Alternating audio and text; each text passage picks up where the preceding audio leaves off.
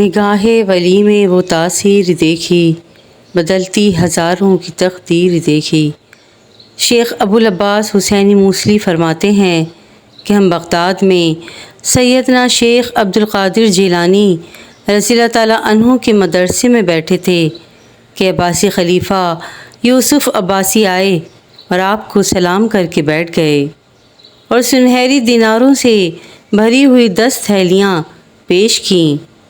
آپ شیخ عبدالقادر جیلانی رحمۃ اللہ علیہ نے فرمایا، مجھے اس دولت کی ضرورت نہیں۔ جب خلیفہ نے اصرار کیا تو آپ نے ایک تھیلی دائیں اور ایک تھیلی بائیں ہاتھ میں لے کر نچوڑی تو اس میں سے خون بہنے لگا۔ آپ غوث پاک پیران پیر دستگیر عبدالقادر جیلانی رحمۃ اللہ علیہ نے فرمایا، ابو المظفر، تمہیں حیا نہیں آتی کہ عوام کا خون اکٹھا کر کے میرے پاس لائے ہو؟ خدا کی قسم، اگر مجھے آل رسول صلی اللہ علیہ وآلہ وسلم کا احترام نہ ہوتا تو اس خون کو اتنا بہنے دیتا کہ تمہارے محلوں تک پہنچ جاتا۔ خلیفہ کو یہ واقعہ دیکھ کر غش آ گیا۔ ابوالعباس حسین کہتے ہیں، ایک دن میں نے خلیفہ کو آپ کی خدمت میں دیکھا۔ خلیفہ کہنے لگا، مجھے کوئی ایسی کرامت دکھائیے جس سے میرا دل مطمئن ہو جائے۔ آپ شیخ عبدالقادر جیلانی رحمۃ اللہ علیہ نے فرمایا، کیا چاہتے ہو؟ خلیفہ نے کہا، مجھے اس وقت سیب درکار ہیں۔ یاد رہے کہ اس موسم میں پورے بغداد میں سیب نہیں تھے۔ آپ غوث پاک پیران پیر دستگیر عبدالقادر جیلانی رحمۃ اللہ علیہ نے ہاتھ پھیلا کر 2 سیب پکڑے، ایک خلیفہ کو دے دیا اور ایک خود رکھ لیا۔ جب آپ نے اپنا سیب کاٹا تو اس میں سے کستوری کی سی خوشبو نکلی، اور جب خلیفہ نے کاٹا تو اس میں سے کیڑے نکلے۔ خلیفہ نے تعجب سے پوچھا کہ یا شیخ، معاملہ کیا ہے؟ آپ نے فرمایا کہ ظالم کا ہاتھ لگنے سے پھلوں میں بھی کیڑے پڑ جاتے ہیں۔ سبحان اللہ! کیا معجزات، کیا کرامات ہیں ہمارے پیران پیر دستگیر حضرت غوث الاعظم عبدالقادر جیلانی رحمۃ اللہ علیہ کی، کہ کیا کرامات دکھائیں انہوں نے کہ لوگ دنگ رہ گئے، حیران رہ گئے۔ سبحان اللہ! حضرت سیدنا شیخ عبدالقادر جیلانی رحمۃ اللہ علیہ کی سیرت مبارکہ میں بھی نماز سے محبت جا بجا ملتی ہے۔ آپ رحمۃ اللہ علیہ کی مبارک زندگی میں نماز کا کتنا اہتمام ہوتا تھا، اس سے متعلق چند واقعات درج ذیل ہیں۔ عشاء کے وضو سے فجر کی نماز ادا کرتے تھے۔ سبحان اللہ! حضرت سیدنا شیخ عبدالقادر جیلانی رحمۃ اللہ علیہ ہمیشہ عشاء کے وضو سے فجر کی نماز پڑھتے۔ آپ کا معمول تھا کہ جب وضو ٹوٹ جاتا تو فوراً وضو فرما لیتے اور وضو کر کے 2 رکعت تحیۃ الوضو ادا فرماتے، اور رات کو عشاء کی نماز پڑھ کر اپنے خلوت خانے میں داخل ہوتے اور صبح کی نماز کے وقت وہاں سے نکلا کرتے۔ اللہ اکبر، اللہ اکبر، اللہ اکبر! غوث پاک رحمۃ اللہ علیہ کو نماز سے کتنی محبت تھی۔ اے کاش ہمیں بھی غوث پاک کے صدقے نمازوں کی پابندی نصیب ہو جائے اور فرائض کے ساتھ ساتھ ہم نفل نماز کے بھی عادی ہو جائیں۔ روزانہ 1000 نوافل ہمارے غوث پاک رحمۃ اللہ علیہ 1000 نوافل ادا فرماتے تھے۔ سبحان اللہ! حضور غوث پاک رحمۃ اللہ علیہ فرماتے ہیں، ایک مرتبہ میں جامع منصور میں مصروف نماز تھا کہ ایک سانپ آ گیا۔ اس نے میرے سجدے کی جگہ سر رکھ کر اپنا منہ کھول دیا۔ میں نے اسے ہٹا کر سجدہ کیا، مگر وہ میری گردن سے لپٹ گیا۔ پھر وہ میری ایک آستین میں گھسا اور دوسری سے نکلا۔ نماز مکمل کرنے کے بعد جب میں نے سلام پھیرا تو غائب ہو گیا۔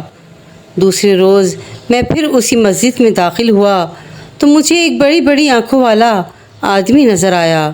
میں نے اسے دیکھ کر اندازہ لگا لیا کہ یہ شخص انسان نہیں بلکہ کوئی جن ہے۔ وہ جن مجھ سے کہنے لگا کہ میں آپ کو تنگ کرنے والا وہی سانپ ہوں۔ میں نے سانپ کے روپ میں بہت سارے اولیاء اللہ رحمۃ اللہ علیہ کو آزمایا ہے، مگر آپ جیسا کسی کو بھی ثابت قدم نہیں پایا۔ پھر وہ جن آپ رحمۃ اللہ علیہ کے دست مبارک پر تائب ہو گیا۔ سبحان اللہ۔ اللہ تعالی ہمیں حقیقی معنوں میں حضور غوث پاک رحمۃ اللہ علیہ کا غلام اور ان کی سیرت پر چلنے والا بنائے۔ آمین بجاہ النبی الامین صلی اللہ تعالی علیہ وآلہ وسلم۔ غوث پاک کی یوں تو بہت سی کرامات ہیں، بہت سے معجزات ہیں جو آپ دیکھ کر اور سن کر حیران رہ جائیں گے۔ شیخ عبداللہ محمد حسینی بیان فرماتے ہیں کہ ایک مرتبہ میں اور شیخ علی بن حیتی رحمۃ اللہ علیہ حضور غوث پاک کی خدمت میں حاضر ہوئے تو دیکھا کہ ایک جوان دروازے پر پڑا ہے۔ اس نے ہمیں دیکھتے ہی کہا، میرے لیے حضور غوث اعظم سے سفارش کر دینا۔ جب ہم اندر پہنچے تو حضور غوث اعظم رحمۃ اللہ علیہ شیخ علی بن حیتی رحمۃ اللہ علیہ نے اس شخص کا ذکر کیا تو انہوں نے فرمایا، ہم نے اسے تمہیں دے دیا۔ شیخ علی بن حیتی رحمۃ اللہ علیہ نے اس جوان سے آ کر یہ بیان کیا کہ میری سفارش تمہارے حق میں قبول ہو گئی ہے۔ وہ شخص فوراً ہوا میں اڑ کر غائب ہو گیا۔ پھر ہم نے حضور غوث اعظم رحمۃ اللہ علیہ سے اس معاملے کے بارے میں دریافت کیا تو انہوں نے ارشاد فرمایا، وہ مرد صاحب حال تھا، ادھر سے گزرا اور دل میں یہ خیال لایا کہ میرے مثل یہاں کوئی نہیں ہے۔ ہم نے اس کا حال سلب کر لیا، چھین لیا۔ اگر شیخ علی بن حیتی نہ آتے تو وہ یوں ہی پڑا رہتا۔ سبحان اللہ۔ حضرت سیدنا ابوالعباس احمد بن محمد بیان فرماتے ہیں کہ ایک مرتبہ حضرت سیدنا غوث اعظم رحمۃ اللہ علیہ جامع مسجد منصوری تشریف لے گئے۔ جب واپس آئے تو چادر مبارک اتاری اور ایک بچھو کو نکالا اور فرمایا، موتی بِإِذْنِ اللہ تعالی، یعنی اللہ کے حکم سے مر جا۔ اسی وقت وہ مر گیا۔ پھر ارشاد فرمایا، اے احمد، جامع مسجد منصوری سے یہاں تک اس نے مجھے 60 مرتبہ ڈنک مارا ہے۔ سبحان اللہ۔ کیا معجزات، کیا کرامات حضرت شیخ عبدالقادر جیلانی رحمۃ اللہ علیہ پیران پیر دستگیر کی ہیں۔ قسم ہے کہ مشکل کو مشکل نہ پایا، قسم ہے کہ مشکل کو مشکل نہ پایا، کہا ہم نے جس وقت یا غوث اعظم۔ سبحان اللہ۔ سرکار غوث اعظم رحمۃ اللہ علیہ یوں تو بے شمار خوبیوں کے مالک تھے۔ آپ کی عادت تھی کہ جب بے وضو ہوتے تو اسی وقت وضو فرما کر 2 رکعت نماز نفل پڑھ لیتے۔ 15 سال تک ہر رات میں پورا قرآن پاک ختم کرتے رہے۔ عشاء کی نماز کے لیے وضو کرتے اور پوری رات عبادت کرتے رہتے، پھر اسی وضو سے ہی فجر کی نماز پڑھتے اور اسی طرح 40 سال تک کرتے رہے۔ سبحان اللہ۔ حضور غوث اعظم رحمۃ اللہ علیہ نے فرمایا کہ قیامت تک میں اپنے تمام مریدوں کا ضامن ہوں کہ ان کی موت توبہ پر واقع ہوگی، یعنی بغیر توبہ نہ مریں گے۔ کسی نے حضور سے پوچھا کہ اگر کوئی شخص آپ کے ہاتھ پر بیعت نہ کرے اور نہ ہی آپ کے ہاتھ سے خرقہ پہنا ہو بلکہ صرف آپ کا ارادت مند ہو اور آپ کی طرف اپنے آپ کو منسوب کرتا ہو تو کیا ایسے شخص کو آپ کے اصحاب میں شمار کیا جا سکتا ہے؟ اور آیا ایسا شخص ان فضیلتوں میں شریک ہوگا جو آپ کے مریدوں کو حاصل ہوگی؟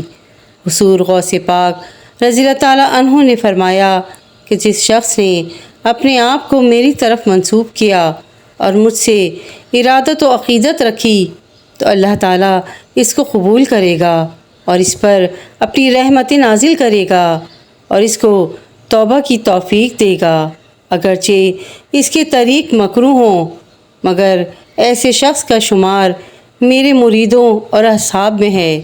اللہ تعالیٰ نے اپنے فضل و کرم کے صدقے وعدہ کیا ہے کہ میرے دوستوں، میرے اہل مذہب، میری راہ پر چلنے والے، میرے مریدوں اور مجھ سے محبت کرنے والے کو جنت مرحمت فرمائے گا۔ سبحان اللہ۔ اللہ پاک ہم سب کو حضور غوث اعظم رحمۃ اللہ علیہ کا دیوانہ بنائے اور ہم سب کو نیک راستے پر چلنے کی توفیق عطا فرمائے، آمین، اللہم آمین۔ ویڈیو پسند آئی ہو تو پلیز میرے چینل کو لائک اینڈ سبسکرائب ضرور کیجیے گا اور شیئر بھی ضرور کیجیے گا تاکہ کسی کا بھلا ہو جائے۔ کہتے ہیں کہ کر بھلا تو ہو بھلا۔ جزاک اللہ خیرا کثیرا۔